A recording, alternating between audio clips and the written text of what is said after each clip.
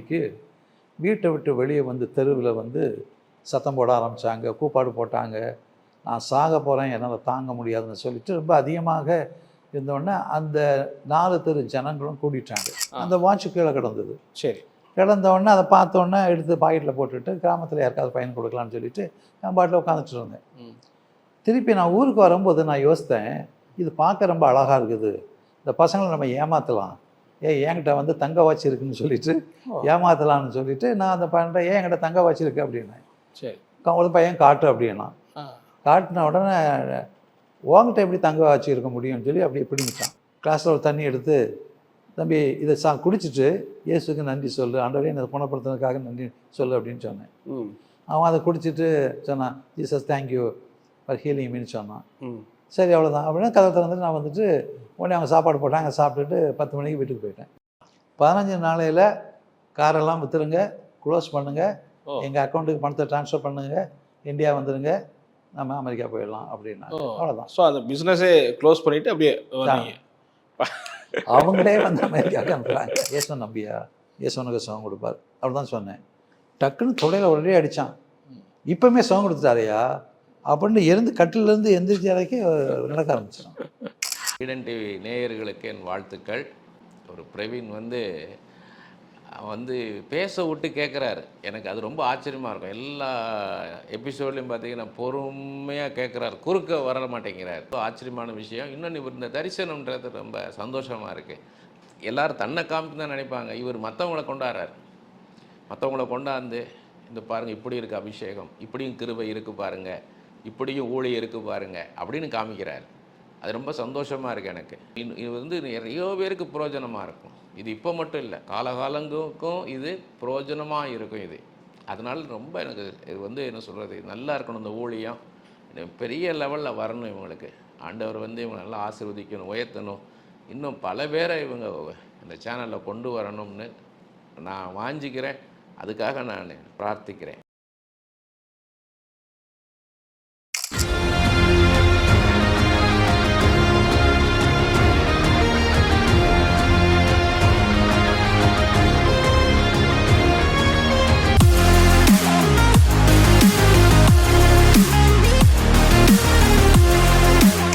ப்ரைஸ்லாம் பெஸ்ட். ப்ரைஸ்லாம் நல்லா இருக்கீங்களா? நல்லா இருக்காங்க. ஓகே ஓகே, ரொம்ப நன்றி உங்களுடைய அப்பாயின்மெண்ட்டுக்காக. ஸோ யூஎஸ்லேருந்து சென்னையில் உங்களை பார்க்குறது பெரிய சந்தோஷமாக கருதுகிறோம். ஸோ ஈடன் டிவிக்கு உங்களுடைய நேர்காணலை கொடுக்கறது ஒரு பிளெஸிங்காக கருதுகிறோம். உங்களுடைய ஆரம்ப காலத்துலேருந்து அப்படி போகணுன்னு பார்க்குறேன். ஸோ நீங்கள் சின்ன வயசுலேருந்து பிறந்து வளர்ந்ததெல்லாம் எங்கே? ஸோ நான் வந்து திருநெல்வேலி டிஸ்ட்ரிக்டில் ஒரு கிராமத்தில் பிறந்தது. எங்கள் ஹிந்து குடும்பம், எங்கள் கிராமம் முழுவதுமாகவே இந்துக்கள் தான். ஸோ நான் அதில் பார்த்தீங்கன்னா நான் அதிகமாக வருஷத்தில் ஒரு 16 நாள் விரதம் இருந்து சாமி கோயிலுக்கு பால் குடம்லாம் எடுக்கிறது உண்டு. அந்த நேரத்தில் நம்ம ஸ்கூல் போக வேண்டிய அவசியம் இல்லை, அதனால் ரொம்ப சந்தோஷமாக அதை பண்ணுறது. சரி சரி சரி. ஸோ அப்படி இருக்கும்போது நான் நிறையா ஏன்னா கோயில்களுக்கு பூஜையெல்லாம் பண்ணுவேன். கொஞ்சம் ரொம்ப வந்து பக்தியாக இருந்தேன். ஒரு யாராவது அந்த பசங்க வந்து இந்த ஓணம் அடிப்பானுங்க, நான் காசு கொடுப்பேன் அடிக்காமல் விட்டுருங்கடா அப்படின்ட்டு. அது மாதிரி பாம்பு அடிப்பானுங்க, காசு கொடுப்பேன் ஓடிடுங்கன்னு சொல்லிட்டு. ஒரு எறும்பை பார்த்தா கூட நான் என்ன பண்ணுவேன், ஜம்ப் பண்ணிவிடுவேன். அப்படி சின்ன வயசுலேருந்தே கொஞ்சம் பக்தி உள்ளவனாக இருந்தேன். ஸோ அப்புறம் வந்து இயேசுங்கிற பேர் எனக்கு தெரிஞ்சுது, ஏன்னா அது ஸ்கூலில் படித்ததுனால. ஸ்கூலில் படிக்கும்போது. ஆமாம். பட் அதுக்கு முன்னாடி அம்மா அப்பாலாம் எப்படி இருந்தாங்க? உங்கள் அம்மா அப்பாவுடைய பேக்ரவுண்டு அதில் எப்படி இருந்துச்சு? எங்கள் அம்மா அப்பா வந்து பார்த்தீங்களா அவங்களாம் இந்துக்கள் தான், இந்துக்கள். ஆனால் வந்து அவங்க ரொம்ப சேரிட்டி பண்ணுற பேரண்ட்ஸு. ஓகே, கேட்டிங்களா? ஸோ அதனால் கொஞ்சம் அந்த கிராமத்தில் நாங்கள் ஆஸ்வதிக்கப்பட்டிருந்தோம். எல்லாம் நல்ல பொசிஷனில் தான் நல்லா ஆஸ்வதிக்கப்பட்டிருந்தோம், குறைவில்லாமல் இருந்துச்சு. ஸோ அப்படிப்பட்ட ஒரு சூழ்நிலையில் இயேசுங்கிற நாமத்தை மட்டும் எனக்கு தெரிஞ்சுது 12 வயசில். 12 வயசில் இயேசுங்கிற நாமத்தை தெரிஞ்சுது. இயேசு அப்போதான் கேள்வியே படுறீங்களா? ஆமாம், இயேசுங்கிற பேர். ஏன்னா ஒரு கிறிஸ்தவ ஸ்கூலில் படித்ததுனால இயேசுங்கிற பேர் தெரியும், பட் அவரை பற்றி எதுவுமே தெரியாது. எங்கள் ஊரில் வந்து யாருமே பிரசங்கம் பண்ண முடியாது, அலோவ் பண்ண மாட்டாங்க. ஸோ அப்படிப்பட்ட ஒரு சூழ்நிலையில் அந்த நாமத்தை நான் அதிகமாக என் மனசில் கொண்டு வரும்போது எனக்கு மனசில் கொஞ்சம் சந்தோஷமாக இருந்துச்சு. அது சொல்ல முடியாது எப்படிப்பட்ட சந்தோஷம்னு சொல்லிட்டு ஒரு சமாதானமாட்டே இருந்தது. ஸோ அடிக்கடி அந்த இயேசு நாமத்தை நான் நேசிக்க ஆரம்பிச்சேன்னு சொல்லலாம். ஆனால் இயேசுங்கிறது யாருன்னு தெரியும்னா அவங்க கிறிஸ்தவர்களுக்கு கடவுள், அவ்வளோதான் தெரியும், வேறு ஒன்றும் தெரியாது. இப்போ 14 வயசில் வந்து பார்த்திங்கன்னா ஒரு அம்மா திருமணமாகி வந்தாங்க எங்கள் ஊருக்கு. அவங்களுக்கு அடிக்கடி தீராத வயிற்று வலி வரும்போது இருக்குது. ஒரு நாள் இரவு 9 மணிக்கு வீட்டை விட்டு வெளியே வந்து தெருவில் வந்து சத்தம் போட ஆரம்பித்தாங்க, கூப்பாடு போட்டாங்க. நான் சாக போகிறேன், என்னால் தாங்க முடியாதுன்னு சொல்லிட்டு ரொம்ப அதிகமாக இருந்தோடனே அந்த 4 தெரு ஜனங்களும் கூட்டிட்டாங்க. ஸோ அப்போ நம்ம அவங்கள பார்த்துட்டு எனக்கு கொஞ்சம் பரிதாபப்பட்டேன். எப்படி அவங்களுக்கு உதவி செய்கிறது? ராத்திரியில் மருந்து கிடையாது, அண்டு டாக்டர் கிடையாது, ஒன்றுமே செய்ய முடியாத ஒரு சூழ்நிலையில் என்னை அறியாமல் அந்த வீட்டுக்குள்ளே போய் அது கிளாஸில் தண்ணி எடுத்து, நான் எத்தனையோ தெய்வங்களுக்கு பூஜை பண்ணுறேன், ஆனால் நான் ஏன் இயேசு நாமத்தை சொன்னேன்னு எனக்கு தெரியாது. அப்போ இயேசுக்கிட்ட சொல்கிறேன், இதை நான் கொடுக்குறேன், கொஞ்சம் சுகப்படுத்துங்க அப்படின்ட்டு. ஆனால் இயேசு சுகம் கொடுப்பாருங்கிறதெல்லாம் தெரியாது. அவர் பேரை தவிர எனக்கு ஒன்றுமே தெரியாது. ஆனால் அது எப்படி அது வழி நடத்துனாங்கங்கிறது எனக்கு தெரியாது. ஸோ அதை கொடுத்த உடனே அந்த அம்மா குடிச்சிட்டு சொன்னாங்க, அப்பா என் வயிற்று வலி போயிடுச்சு. ஆன் த ஸ்பாட்டில் இந்த மருந்து பேர் என்ன பேருன்னு கேட்டாங்க. ஸோ நான் கொடுத்ததை அவங்க மருந்துன்னு நினச்சி குடிச்சிருக்கலாம். அப்போ நான் ஒன்றும் சொல்லலை, ஏன்னா எனக்கு இயேசு பற்றியும் தெரியாது, நான் என்ன செய்யுதுன்னா அவங்கக்கிட்ட சொல்லலை. மறுபடியும் சொன்னாங்க, நான் உங்களுக்கு பணம் தர்றேன், நாளைக்கு எனக்கு இந்த மருந்தை வாங்கி கொடு, தீராத வயிற்று வலி அடிக்கடி வரும் அப்படின்னாங்க. அப்போ நான் வந்து அவங்ககிட்ட தப்பிக்கிறதுக்கு நான் என்ன சொன்னேன், எப்பப்பெல்லாம் உங்களுக்கு வயிற்று வலி வருதோ அப்பப்பெல்லாம் என்னை கூப்பிடுங்க அப்படின்னு சொல்லிட்டேன். ஆனால் அதுக்கப்புறம் என் நினைவு தெரிந்து நான் கிறிஸ்தவன் ஆனதுக்கப்புறம் அதை யோசித்து பார்க்கும்போது அந்த அம்மாவுக்கு வயிற்று வலி வந்ததே இல்லை. அப்படியே. அதுவும் இல்லாமல் பார்த்தீங்கன்னா ஒரு நேரத்தில் எனக்கு வந்து ஒரு அற்புதத்தையும் செய்தாங்க என் வாழ்க்கையில். என்ன அற்புதம்? அது பார்த்தீங்கன்னா எங்கள் ஸ்கூலில் வந்து ஃபீஸ் கட்டணும். சரி. 2 வருஷம் மழை கிடையாது. எல்லாம் விவசாயிங்க, யார்கிட்டையும் காசு கிடையாது. ஆனால் ஸ்கூல் ஃபீஸ் கட்டணும். இந்த நாள் நெருங்கிக்கிட்டே வருது. எங்கள் அப்பா வெளியூரில் இருந்தாங்க, லெட்டர் போட்டேன், பதில் இல்லை.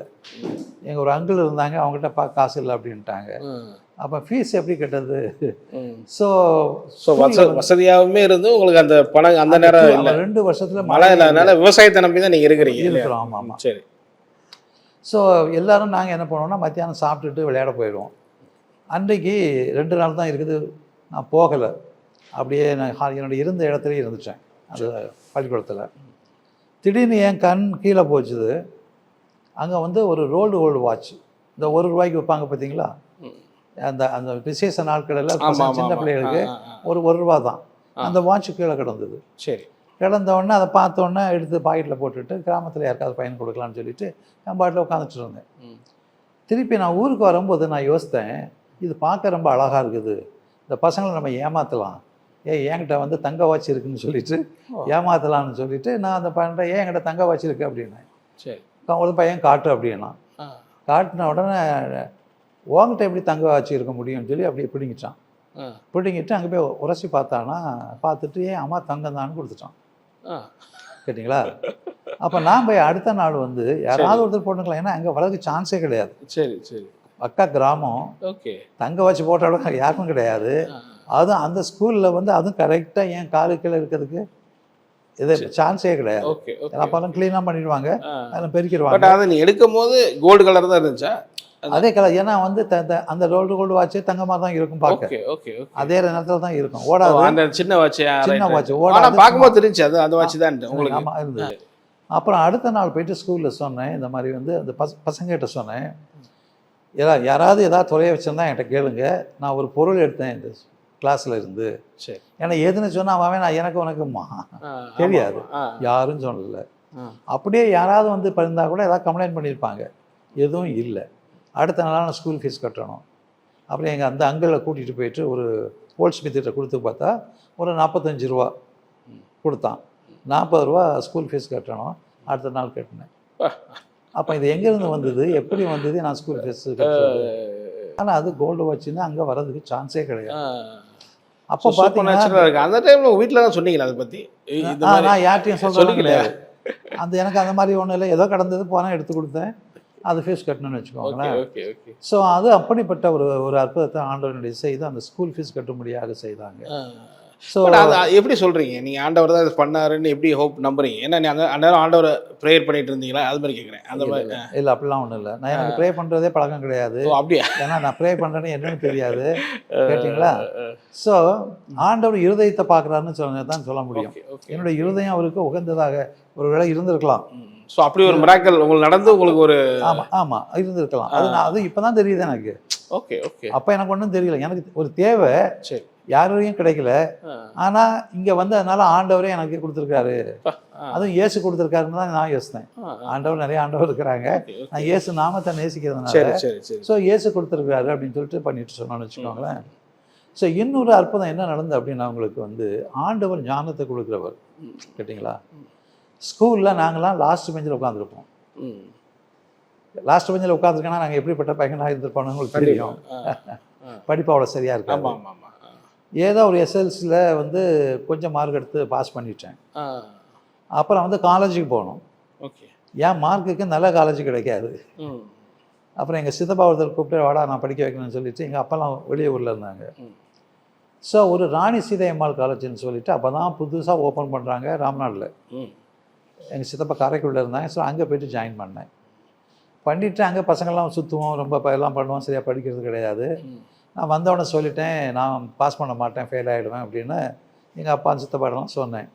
அவங்க அதெல்லாம் பரவாயில்லடா, அதுக்கு என்ன டியூட்டோரியல் இருக்குது, சேர்ந்து படிச்சுக்கலாம் இல்லை. அவங்க ரொம்ப ஸ்போர்ட்டிவாக இருப்பாங்க. எங்கள் கிராமத்து ஜனங்கள்லாம் ரொம்ப நல்ல உதவி பண்ணுவாங்க, என்கரேஜ் பண்ணுவாங்க. சரி நான் நம்பரை கூட வாங்கிட்டாங்க. பார்த்தா 3rd கிளாஸில் பாஸ் பண்ணியிருக்கேன் எப்படியோ. அதில் அவங்க ரொம்ப சந்தோஷம். ஏன்னா ஃபெயில் ஆவான்னு சொன்னதுக்கு பாஸ் பண்ணிட்டாங்கன்னு சொல்லி. திருப்பி டிகிரிக்கு போனோம். அங்கேயும் வந்து நமக்கு இடம் கிடைக்காது. அந்த நேரத்தில் ஆதித்தனார் காலேஜ் அப்போ தான் ஓப்பன் பண்ணுறாங்க. எங்கள் சித்தப்பா அங்கே கூப்பிட்டு போனார். ஏன்னா புதுசாக ஓப்பன் பண்ணுற காலேஜில் தான் எனக்கு இடம் கிடைக்கும். ஏன்னா என் மார்க் அப்படி 3rd கிளாஸ். Okay okay. அப்போ அங்கே போன உடனே அந்த பிரின்ஸிபல் சொன்னார், உனக்கு மார்க்கில் கொஞ்சம் அதிகமாக இருக்குல்ல, ஃபஸ்ட்டு குரூப் எடுத்துக்கோ அப்படின்னாரு. எனக்கு ஃபஸ்ட் குரூப்னால் என்னென்னு தெரியாது. எங்கள் சித்தப்பா சொன்னார் எடுத்துக்கா அப்படின்னாரு. எடுத்துக்கிட்டேன். ஸோ 2 மாதம் கழித்து எக்ஸாம் வச்சாங்க. வச்சுட்டு அந்த ஆன்சர் பேப்பர்லாம் கொண்டு வந்து டேபிளில் வச்சுட்டு கேட்டார், இங்கே பாண்டியன் யார் அப்படின்னு. நான் எந்திரி அப்படின்னாரு. எந்திரிச்சேன். எனக்கு தெரியும் நான் 3rd கிளாஸில் பாஸ் பண்ணிவிட்டு ஃபஸ்ட் குரூப் எடுத்துருக்குறேன். ஃபஸ்ட்டு குரூப்பை யாருக்கும் கொடுக்க மாட்டாங்க. அந்த சர்ச்சுக்கு ஆள் தேவையில்லைன்னு நேரத்தில் நம்மளை ஃபஸ்ட் குரூப்பில் போட்டு விட்டாங்க. அப்படியே நான் கவுந்துக்கிட்டு இருந்தேன். Keep it up. அவங்களாம் கொஞ்சம் கேலி கிண்டல்லாம் பண்ணுவாங்க. கீப் இட் அப் அப்படின்னாரு. அப்போ நான் தலையை குனிஞ்சிக்கிட்டேன். ஐசே கீப் இட் அப் அப்படின்னாரு. சரி என்ன சொல்ல போகிறாரோ, பெஞ்சில் ஏற்றிடுவார் அப்படின்னு எனக்கு ஒரு பயம். சொன்னார், இதுதான் ஃபஸ்ட்டு கிளாஸில் ஃபஸ்ட்டு அப்படின்னாரு. இது டூ மச்சு, ஏதோ சொல்கிறதுக்கு என்ன இல்லை. ஏன்னா அவங்க நிறைய ரொம்ப மோசமான மார்க் வாங்க கேரி பண்ணுவாங்கல்ல, அப்படின்னு நினச்சிட்டு உட்காந்துட்டேன். கிண்டல் பண்ணுறாங்கன்னு வச்சுட்டேன். ஆனால் நான் தான் கிளாஸில் ஃபஸ்ட்டு. அப்போ வந்து டிகிரியில் அந்த கடினமான படிப்பு ஃபஸ்ட்டு குரூப்பில் இந்த 2 மாதத்தில் எனக்கு யார் இந்த நாலேஜ் கொடுத்தது? இந்த இயேசு நாமத்தை நான் நேசிக்க ஆண்டவர் எனக்கு ஞானத்தை கொடுத்தார். ஆனால் நீங்கள் காலேஜ் படிக்கிற வரைக்குமே பைபிள் படித்தது இல்லையா? அது மாதிரி கேட்குறேன். பைபிள் தெரியாது. பைபிள் உங்கள்கிட்ட இருந்துச்சா? இல்லை பைபிள் யார்? என் பைபிளுக்கு நான் எதுக்கு அவசியமே இல்லை. பைபிள் இல்லை, ஆனால் சும்மா நீங்கள் திங்கிங் தான் பண்ணுவீங்களா? திங்கிங் தான், மனசு ஆண்டவர் இயேசு தான் அப்படியே மனசில் இது இருக்கிறதுனால. ஸோ நான் காலேஜுக்கு போனோடனே இந்த பசங்களோட நானும் வரேன்டா அப்படின்னு நானாகவே சர்ச்சுக்கு போக ஆரம்பிச்சேன். அப்போ தான் ஆரம்பிச்சிருக்கிறேன். நான் என்ன வெள்ளிக்கிழமை கோயிலுக்கு போவேன், ஞாயிற்றுக்கிழமை கிறிஸ்துவ ஆலயத்துக்கு போவேன். ஏன்னா நான் ஹிந்து, எனக்கு அதெல்லாம் தப்புன்னு தெரியும். கேட்டிங்களா? சரி சரி. இப்போ காலேஜுக்கு அப்புறம் நான் வந்து அப்புறம் எம்எஸ்சி படித்தேன், எல்லாம் செய்தேன். பார்த்தீங்களா? அதுக்கப்புறம் வந்து டெலிஃபோன் டிபார்ட்மெண்ட்டில் ஜூனியர் இன்ஜினியராக சேர்ந்தேன். Okay okay. ஏன்னா அப்போல்லாம் வந்து ஃபஸ்ட் கிளாஸ் இருந்துச்சுன்னா உடனே இன்டர்வியூ இல்லாமலே கொடுப்பாங்க. சரி. ஸோ அதுதான் என்னுடைய வாழ்க்கையில் ஒரு பெரிய திருப்பம். கேட்டிங்களா? அது ட்ரெயினிங்க்கு கல்கட்டாக்கு போட்டிருந்தாங்க. இப்போ தான் ஃபஸ்ட் டைமு கிராமத்தை விட்டு இன்னொரு பட்டணத்துக்கு போகிறதுக்கு கல்கட்டாக்கு ஒரு 40 பேர் இருக்கோம் நாங்கள் எல்லாம் அங்கே போட்டிருந்தாங்க. கேட்டிங்களா? ஸோ அதுதான் என்னுடைய வாழ்க்கையில் இன்னும் அதிகமான ஒரு பெரிய திருப்பத்தை கொண்டு வந்தது. Okay okay. கேட்டிங்களா? முதல்ல கூப்பிட்டாங்க, நான் போகலை. செகண்ட் டைமில் அப்போ அங்கே கல்கட்டாவில் போனதுக்கப்புறம் மத்தியானம் சாப்பிட்ணும் எங்கே போகிறதுன்னு தெரியல. நமக்கு ஒன்றும் லாங்குவேஜ் தெரியாது, ஒன்றும் தெரியாது, ஊரை விட்டு வந்திருக்கிறோம். அப்போ நான் ஒரு பையனோட பேசிகிட்டு போகிறேன், கேட்டிங்களா. எனக்கு ஒரு தடவை தெரியும், அவர் பேர் ரத்னம். அவர் எங்கள் ஊர் பக்கத்தில் உள்ளவர், ஏன்னா சீனியர் படித்தவர். அவர் கல்கட்டாவில் இருக்காருன்னு தெரியும். அவர் எங்கே இருக்கிறாரு, எங்கே வேலை பார்க்குறாரு ஒன்றும் தெரியாது. ஓகே. அவர் நம்பரும் தெரியாது. ஸோ அட்லீஸ்ட்டு அவங்க வீட்டில் வர்றதுக்கு முன்பாக அவருடைய நம்பரை வாங்கிட்டு வந்திருந்தா கூட ஃபோன் பண்ணலாம். இப்போ சாப்பிட போகிறது கூட எங்கன்னு தெரிய மாட்டேங்குது அப்படின்னு பேசிக்கிட்டு வர்றேன். அங்கேருந்து ஒருத்தர் நேராக வந்து, பாண்டியன் நீ எங்கே இப்போ வந்தேன்னு கேட்குறாரு. அதே ஆள். இது நடக்கிற காரியமா? பெரிய பட்டணத்தில் அட்ரஸ் கிடையாது, பேர் மட்டும்தான் தெரியும். ஓகே. எங்கே வேலை பார்க்குறான்னு தெரியாது, ஒன்றும் தெரியாது. சரி. அட்ரஸ் இருந்தாலே கண்டுபிடிக்க முடியும். கரெக்டாக நடந்து போயிட்டு இருக்கிறேன். அவர் அங்கேருந்து நடந்து வந்துட்டு இங்கே வந்தேன்னு கேட்குறாரு, அதே ஸ்பாட்டில். இது எவ்வளோ பெரிய காரியம். அப்போ கேட்டேன், இந்த மாதிரி உங்களை பற்றி தான் பேசிட்டு வந்திருக்கிறேன். நல்ல வேலை. எனக்கு அவ்வளோ ஃப்ரெண்டும் கிடையாது, அவர் சீனியர் தெரியும் எனக்கு, அவ்வளோதான். கேட்டிங்களா. ஸோ சரி என்ன பண்ணுறீங்கன்னா, இந்த மெஸ்ஸுக்கு ஒரு மெஸ் இருக்குது அப்படின்னு கூட்டிகிட்டு கொண்டு காமிச்சிட்டு உன் அட்ரஸை கொடு அப்படின்னாரு. நாங்கள் ஒரு 30-40 பேர் வந்து பெரிய பில்டிங்கில் இருந்தோம். ஸோ அங்கே வந்து என்னை பார்த்துட்டு 2 ஃபேமிலியை இன்ட்ரடியூஸ் பண்ணார். ஒன்று சிஎஸ்ஐ, ஒன்று கேத்தலிக். கேட்டிங்களா. இவர் என் பேர் முத்துப்பாண்டியன் தான், மோசஸ் பாண்டியன் கிடையாதாங்க. சரி. கேட்டிங்களா. பாண்டியன்பாங்க. ஸோ அவங்கள இன்ட்ரடியூஸ் பண்ணும்போது என்ன ஆகுதுன்னா, ஸோ ஒரு கிறிஸ்தவ ஃபெலோஷிப் எனக்கு கிடச்சிது. இப்போது இவங்க இந்த 3 ஃபேமிலி. ஸோ ஒவ்வொரு வாரமும் என்னை வீட்டில் கூப்பிட்டு சாப்பாடு கொடுப்பாங்க. அங்கே போயிட்டு வரும்போது இன்னொரு ஆண்டவரை மிரக்கல் பண்ணாங்க. பேங்க் ஆஃப் இந்தியாவுக்கு நான் வந்து என்ன பண்ணேன், அப்ளை பண்ணேன் ஆஃபீஸர் போஸ்ட்டுக்கு. சரி. கேட்டிங்களா. சும்மா வந்துருக்கிறப்ப அப்ளை பண்ணுவோம். டெலிஃபோன் டிபார்ட்மெண்ட்டில் சஸ் ஜூனியர் இன்ஜினியர். இது வந்து ஆஃபீஸர் போஸ்ட் வந்து நல்ல சேலரி உள்ள அப்ளை பண்ணேன். அங்கே நாங்கள் 40 பேர் ஏதோ ஒரு பில்டிங்கில் இருந்தோம். அதுதான் அட்ரஸ்ஸு. திருப்பி நான் சென்னைக்கு வந்துட்டேன். ஓகே. கேட்டிங்களா. திடீர்னு எனக்கு ஆண்டவர் தான் அது பாருங்கள், ஒவ்வொரு காரியத்திலையும் ஒரு ஆண்டவர். ஏன்னா நம்ம அங்கே பரீட்சை எழுதணும், ஒருவேளை செலெக்ஷன் ஆச்சுன்னா அங்கே அட்ரஸுக்கு தான் போகும், அது பெங்காலி வீடு, நம்ம யாருக்கும் தெரியாது அப்படின்னு சொல்லிட்டு என்ன பண்ணேன் பாருங்கள், ஆண்டவர் நினைப்பு விட்டுறாரு. ரிப்ளை கார்டு ஒன்று வாங்கினேன். அதெல்லாம் போட்டு நான் சென்னையில் இருக்கிறேன், ஒருவேளை இன்டர்வியூ இருந்தால் அந்த அட்ரஸுக்கு நீங்கள் அனுப்புங்க அப்படின்னு அனுப்புகிறேன். சரி. அதுக்கு பதில் வந்து இன்டர்வியூ கார்டு வருது. அப்படி ஆண்டவர் வந்து பார்த்தீங்கன்னா அந்த காரியத்தை செய்து கொடுத்து பேங்கில், அப்புறம் மெட்ராஸில் ஆஃபீஸர் கல்கட்டா அனுப்புகிறாங்க. அதே மாதிரி மறுபடியும் கல்கட்டாவுக்கு போனேன். இவங்க ஃபேமிலியெல்லாம் அங்கே இருக்கிறாங்க. ஸோ அவங்களோட அசோசியேஷன் பண்ணி சர்ச்சுக்கு போயிட்டு இருந்தேன். அங்கே தான் எனக்கு ஆண்டவர், கேட்டிங்களா, அற்புதமாக ஒரு கிறிஸ்தவ குடும்பத்தில் ஒரு பெண்ணை நியமிச்சு எனக்கு அரேஞ்ச்டு மேரேஜ் ஆச்சுது. அதுவும் ஒரு அற்புதம் தான். அது வந்து நீங்கள் செலக்ட் பண்ணி இது பண்ணல, கிறிஸ்தவ பொண்ணு தான் வேணும் அப்படிங்கிற மாதிரி கிடையாது, ஒன்றும் கிடையாது. கேட்டிங்களா. ஒன்றும் கிடையாது. நான் மேரேஜுக்கே பார்க்கல. சரி. எங்கள் வீட்லேயும் ஒன்றும் பார்க்கல. அப்புறம் 27 வயசு அவ்வளோ தானே இருந்தது. சரி. ஸோ அவங்க வந்து இந்த ஃப்ரெண்ட்ஸ் தான். இந்த ஃப்ரெண்டு ஒரு கல்யாண கார்டு கொடுக்க போயிருக்காரு அவங்க தங்கச்சிக்கு. சரி. அப்போ எங்கள் மாமியார் சொல்லியிருக்கிறாங்க, என் பொண்ணு இப்போ தான் எம்பிபிஎஸ் முடிச்சுட்டு இது பண்ணிக்கிட்டு இருக்கிறா, டாக்டரு. சரி. ஸோ அவளுக்கு ஒரு மாப்பிள்ளை பாருங்களேன் அப்படின்னு. உடனே இந்த ஃப்ரெண்டு வந்து அந்த கேத்தலிக் ஃப்ரெண்டு அவரோட சொல்லி, பாண்டியன் நம்ம இன்ட்ரடியூஸ் பண்ணலாமே, அவர் ஹிந்து வந்தால் கூட சர்ச்சுக்கு போகிறார், நல்ல பையன் இல்லை அப்படின்னோடனே நம்மளை அங்கே இன்ட்ரடியூஸ் பண்ணாங்க. சரி. கேட்டிங்களா. ஒரு வீட்டுக்கு கூப்பிட்டு போனாங்க. அங்கே ஒரு பொண்ணு இருக்குது பார்த்துக்குவாங்களா அப்படின்னாங்க. எதுக்கு அப்படின்னு, சும்மா பார்த்துக்குவாங்களா அப்படின்னாங்க. கேட்டிங்களா. அவங்க எங்கே நின்றுட்டு இருந்தாங்க. உடனே அவங்க அப்பா வந்து சார்ட்டர்ட் பேங்க்கில் ஆடிட்டர். ஓகே. கேட்டிங்களா. அவங்க கல்கட்டாவில் இருந்தவங்க அவங்க. கேட்டிங்களா. ஸோ அப்போ நான் என்ன பண்ணேன்னா வந்து, நான் வீட்டுக்கு எழுதுனா இந்த மாதிரி இன்ட்ரெஸ்ட்னு சொல்கிறாங்க அப்படின்ட்டு எங்கள் அப்பா சித்தப்பாட்டை கொடுத்துருக்காங்க. அவர் சொல்ல, டே உனக்கு அந்த பொண்ணு பிடிச்சிருக்குதா, பரவாயில்ல நாங்கள் வந்து கல்யாணம் முடிச்சு வைக்கிறோம் அப்படின்னு சொல்லிட்டாங்க. அதுக்கப்புறம் தான் அந்த ஐடல் வர்ஷிப்லேருந்து நான் வெளியே வந்தேன். ஓகே. கேட்டிங்களா. உங்களுக்கு இல்லைன்னா நான் ஒய்ஃப் மேரேஜுக்கு அப்புறம் பண்ணதுக்கப்புறம் தான் வெளியே வந்தீங்களா? இல்லை அதுக்கு முன்னாடியே வந்து ஞாசம் இருக்கணும்ல. ஞாசம்னா எனக்கு தெரியாது, ஒன்றும் தெரியாது. சரி. சொன்னாங்க வா அப்படின்னாங்க. அவங்க எதெல்லாம் சொன்னாங்க, நான் அதுக்கு ஆமான்னு சொன்னேன். ஒரு சர்டிஃபிகேட் கொடுத்தாங்க. சர்ச்சில் மேரேஜ் ஆச்சு. ஆனால் ஆல்ரெடி நான் நேசிக்கிறேன், சர்ச்சுக்கெல்லாம் போயிட்டு இருந்தேன். எனக்கு அதில் ஒன்றும் டிஃப்ரென்ஸ் கிடைச்சிருக்கு. ஞானஸ்தானம் எடுக்கும்போதெல்லாம் அந்த நாலேஜ் இருந்துச்சு உங்களுக்கு, ஞானஸ்தானம் நம்ம எடுக்கிறோம் அதெல்லாம் ஒன்றும் தெரியாது. சும்மா. என்ன சர்ச்சு வந்து கல்யாணம் வந்து சர்ச்சில் நடக்கணும். சரி சரி எங்கள் பேரண்ட்ஸ்லாம் ஓகே, அவங்களே கல்கட்டா வந்தாங்க எல்லாம் சரி, சரி. மேரேஜுக்கு சரி சரி எல்லாம் பண்ணி கொடுத்தாங்க. ஆ. அதுக்கு வந்து இந்த ஞானசானம் எடுத்து பண்ணால் தான் அங்கே சிஎஸ்ஐயில் பண்ணுவாங்க. அவங்க சிஎஸ்ஐ. ஆ. அப்போ சிஎஸ்ஐயில் ஞானசானம் இது பண்ணால் தான் சரி. உங்களுக்கு சிஎஸ்ஐயில் எப்படி ஞானசானம் தெரியும். ஆமா அந்த தெளிப்பு தண்ணியை மாதிரி. தெளிச்சு கொடுத்து ஆமா இதாக்கலாம் பட்சத்தில் எடுத்து கேட்பாங்க. ஆமாம் ஆமான்னு உடனே சர்டிஃபிகேட்டு, அந்த சர்டிஃபிகேட்டை வச்சு சர்ச்சில் மேரேஜ் ஆச்சு, அவ்வளோதான். இப்போ நான் வந்து முழு கிறிஸ்தவன் ஆகிட்டேன். சரி சரி சரி ஐடல் ஒர்ஷிப் வந்து ஆண்டவர் எடுத்துட்டாரு. நான் ஹிந்து இல்லை, சரி இல்லை, ஓகே ஓகே சர்ச்சுக்கு போக ஆரம்பித்தேன். ஓகே ரெகுலர் சர்ச்சுக்கு மட்டும் போறீங்க அந்த மாதிரி. ஆமாம். அது ஒரு 15 வருஷம் சர்ச்சுக்கு போனேன். ஓ கேட்டிங்களா? 15 வருஷம். 15 வருஷம். ஸோ மேரேஜ் ஆனது 27 இல்ல? 24 வயசு. 27 நடக்குது. அப்போ 15 வருஷம் 42 வயசு ஆயிடுச்சா? ஆமாம் ஓகே ஓகே ஓகே. எல்லா இடத்திலும் நம்மளை உயர வச்சாங்க. படிப்புலேருந்து எங்கள் வேலையிலேருந்து எல்லாம் டாப்பில் வச்சாங்க.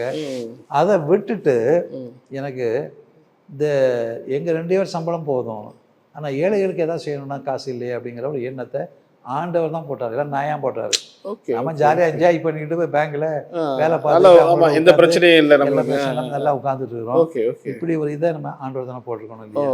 அதாவது உங்களுக்கு எப்போ தோணுது அது? அந்த 15 வருஷம் கழிச்சு தான் உங்களுக்கு அது தோணுது? அந்த சும்மா சாதாரணமாக அப்படி தோணும். அப்படி தோணுச்சு. ஓகே. அது ஏழைகளுக்கு ஹெல்ப் பண்ணலாம் அப்படிங்கிற மாதிரி. அது இல்லாமல் அந்த நேரத்தில் தான் எனக்கு லண்டன் போஸ்டிங் சேர்மன் போட்டிருக்காரு. ஓ அந்த நேரத்தில் நாம் துபாய் போகணும், கொஞ்சம் சம்பாத்தியம் பண்ணணும், ஏழைகளுக்கு ஏதாவது செய்யணுங்கிற எண்ணத்தில் அந்த மைண்ட் செட் இருக்கிறேன். Okay okay. மற்றபடி சொல்லிட்டு இருக்கிறேன். சரி சரி. பார்த்தீங்கன்னா அப்புறம் அந்த நேரத்தில் வந்து என்ன பண்ணோன்னா எங்கள் ஜோனல் மேனேஜரோட நான் அடிக்கடி போவேன். லேடி அவங்க. Okay okay. வீட்டில் போனால் எல்லாம் சாப்பாடுலாம் கொடுப்பாங்க, உட்காருப்பாங்க.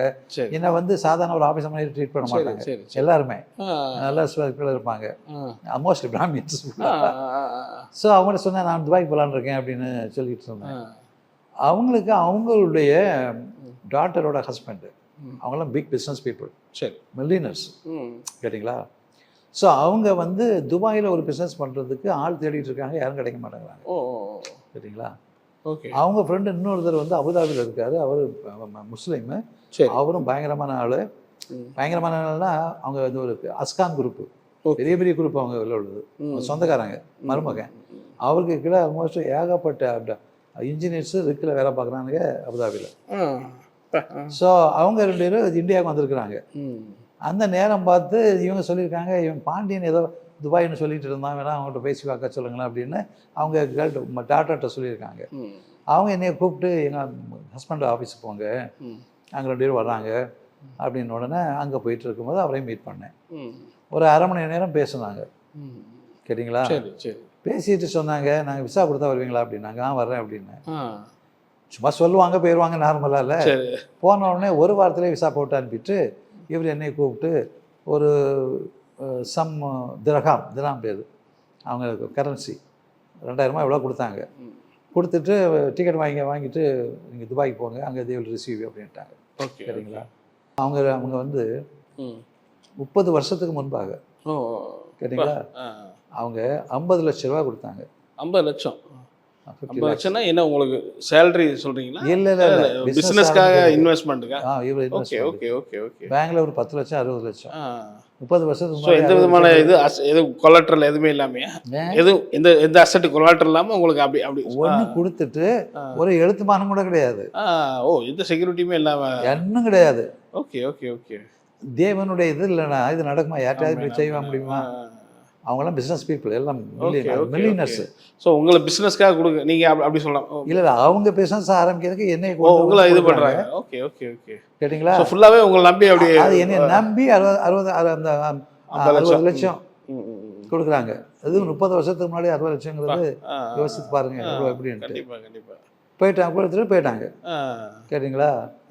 4 வருஷமாக நான் பிஸ்னஸ் தாங்க பண்ணேன். சரி சரி. கேட்டிங்களா? சுமாரான பிஸ்னஸ் தான், நம்ம ரொம்ப ரொம்ப கஷ்டப்பட்டு தான் கொஞ்சம் பண்ணிட்டு இருந்தேன். சரி சரி. அப்போ நான் ஒரு நாள் ஆண்டவர்கிட்ட சொன்னேன், ஆண்டவரே நீங்கள் அப்போ உங்களுக்கு 40+ அந்த ஏஜ் இல்லை 40+ இருக்கிற. Okay okay. ஆண்டவரே நீங்கள் இங்கே கொண்டு வந்தீங்க, என்ன ஆசீர்வதித்தீங்க. அந்த நேரத்தில் வந்து பார்த்தீங்கன்னா பேங்க் விட்டோம் பார்த்தீங்களா? பேங்க் கடன் கிடையாது. கேட்டிங்களா? பென்ஷன் அடுத்த 1 வருஷம் இருந்தால் பென்ஷன் கிடச்சிருக்கும். சொன்னாங்க, நீ ஏன் இப்போ போகிற, 1 வருஷம் தான் இருந்துட்டு போயேன், பென்ஷன் எனக்கு வேண்டாம். ஆண்டவர் வழியை காட்டிட்டாரு, போகிறேன். ஏன்னா அதனால் எனக்கு எந்த டவுட்டும் கிடையாது. எனக்கு ஆண்டவர் வழியை காட்டியிருக்காங்க, போகிறோம், அவ்வளோதான், ஆறுதல் ஆகட்டும் அப்படின்னு சொல்லிட்டு போயிடணும்னு வச்சுக்கோங்களேன். பண்ணிகிட்டு இருக்கும்போது அங்கே வந்து பார்த்தீங்கன்னா யார் யார் கடைக்கு வருவாங்களோ முதல்ல என் விட்னஸ் கொடுப்பேன். கேட்டிங்களா, யாராக இருந்தாலும் விட்னஸ் கொடுத்து அதுக்கப்புறம் தான் பிஸ்னஸ் பண்ணுவேன். அதே போல் 2 சர்ச்சுக்கு போவேன். காலையில் ஒரு சர்ச்சுக்கு, ஈவினிங் ஒரு சர்வீஸ் போவேன். ஓகே. ஒன்று சிஎஸ்சி சர்ச்சு, இன்னொன்று பெண்டகாஸ்ட் சர்ச்சு. ஓ, கேட்டிங்களா. ஓகே. ஸோ அங்கே போயிட்டுருக்கும்போது எனக்கு இந்த ரட்சிப்புங்கிறத நான் கேள்விப்படவே இல்லை இது வரைக்கும். 15 வருஷம் இருந்தோம் பார்த்தீங்களா. ரட்சிப்புங்கிறது என்னங்களே தெரியாது, கேள்விப்படலை. அங்கே போனதுக்கப்புறம் பார்த்தீங்கன்னா என் ஃப்ரெண்டோட மனைவி, ஓகே, அவங்க ஹிந்து கான்வெர்ட்.